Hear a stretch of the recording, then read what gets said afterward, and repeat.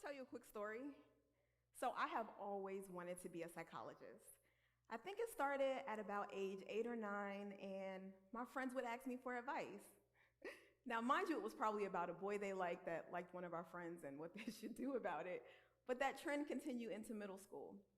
And at that point, I said to myself, since I'm so good at giving advice, I want to be a psychologist when I grow up. And here I am, a psychologist. Now, obviously, that's a very simplistic example, and giving advice is not really what I do at all. But my point is, what if we could have the childlike confidence to do and be exactly who we were meant to be? Well, it all starts with self-inclusion, which is all about diversity and our idiosyncrasies and embracing all the things about ourselves that sometimes we rather hide. But it's vital because when we can embrace what makes us different and what makes us stand out, we start to combat a sense of isolation, we foster a sense of independence, and we develop empathy for ourselves, which helps with our overall mental health. But inclusion has a lot of benefits when it comes to mental health. For instance, according to the National Alliance on Mental Illness, NAMI, 87% of Americans believe that having a mental health diagnosis is nothing to be ashamed of, which means that in some of the areas we can struggle with the most that make us feel the most different, like depression and anxiety and trauma, we can start to demystify those things and deal with them out loud. And then 86% of people believe that having a mental health diagnosis is nothing to be ashamed of, which again means in the areas that we can struggle with the most in life, there is hope. So repeat after me, embrace it. Embrace it. So why is storytelling important? Is it possible that you could be the hero in your own story based first on how you tell the story to yourself? Let me ask you a question.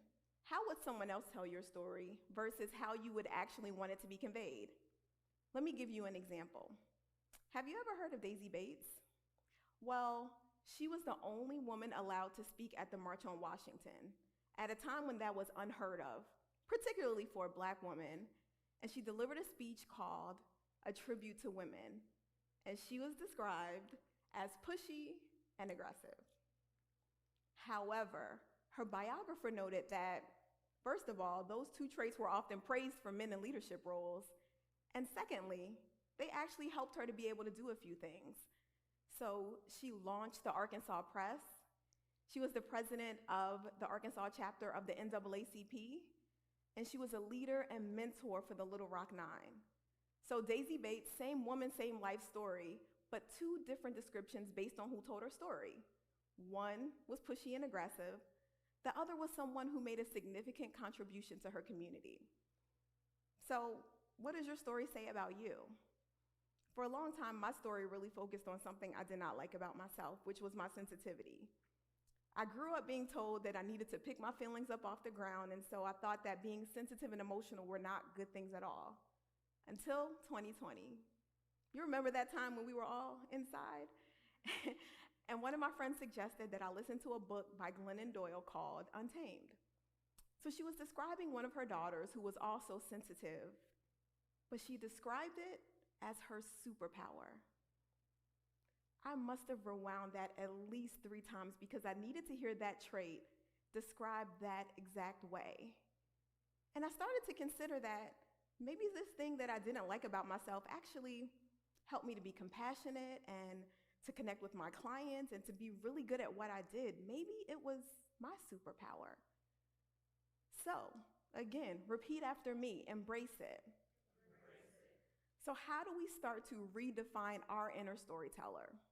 Well, it all starts with self. Remember that, self. The S stands for self-talk. What do you say to yourself about yourself? Do you use positive words or negative words? Would you use those same qualities for the people that you love the most? Really start paying attention to that inner commentary because it's really important. And then the E stands for embrace your uniqueness. So what is it about you that makes you uniquely you? Is it your creativity? Maybe it's the way you connect with people. Maybe it's the way you logically think through situations. But whatever that is, once you can embrace and accept what makes you special, you soar. And then the L stands for learn from your mistakes. Did you know that our mistakes are our biggest life lessons? And failure is a part of life. So what if we allowed our mistakes to help us become the best versions of ourselves? Which takes us to the last letter, which is the F, for forgiveness. A lot of times we focus on forgiveness for other people, but what about forgiveness for ourselves? For the missteps that we take and just allowing ourselves to be human. Once we can let some of those things go and know that we're going to make mistakes and we keep going, it only makes us better. So what can get in the way of all of this is comparison. So I got into the comparison trap several years ago when I started my business. I was in a consultation group, and as time went on, their businesses started to grow in ways that mine didn't. And I started to feel inferior, and I wondered what I had to offer to this group. Until I started to pay attention to my surroundings, to the fact that clients referred their loved ones to us, and people said they felt a sense of peace when they came into the office, and that my employees would ask me for support and advice. And I started to realize that there was something unique that I had for the people around me that was special to me. Not good or bad, better or worse, but special to me. And that is something that we all have. And so, how do we use our inner storyteller to help us become our best selves? Well, we pay attention to what we say to ourselves about ourselves. We lean into what makes us special, and we don't try to be like anyone else. Remember, on your best day, you can be the best version of yourself or a pale comparison of someone else. Thank you.